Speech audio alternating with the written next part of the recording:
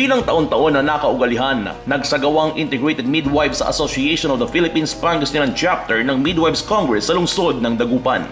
Layunin nitong mabigyan ng updates ang mga kasapi nito hinggil sa kanilang mga trabaho, mapapubliko man o pribadong komadrona. Ang IMAP din po ang isang association na nagbibigay po ng mga scientific seminars para sa mga midwives din, para sa kanilang additional na growth and development, lalo na sa CAS, yung knowledge, saka yung attitude, saka yung skills nila.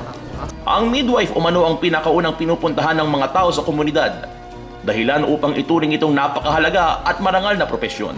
Pinagsisilbihan po natin ay magmula sa pagbubuntis, sa pangangalaga po ng mga ina natin, sa pangangalaga po ng mga bata, at lahat po ng tao sa community ay nakakasalamuha po natin silang lahat.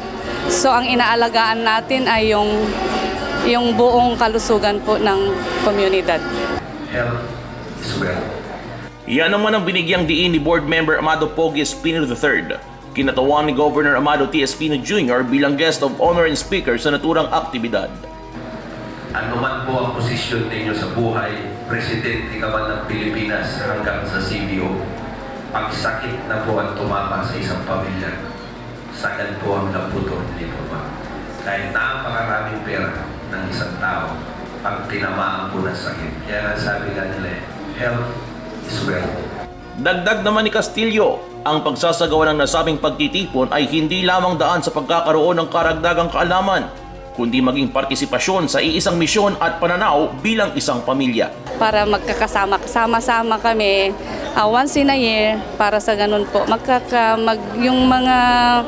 yung friendship, saka yung camaraderie namin, mapalawak pa namin. Bilang presidente ng humigit kumulang 1,400 barangay, taos-pusong pinasalamatan ni Board Member Pogi ang lahat ng sakripisyo ng mga midwife. Ito pong pagsisilbi dapat natin ay tuloy-tuloy.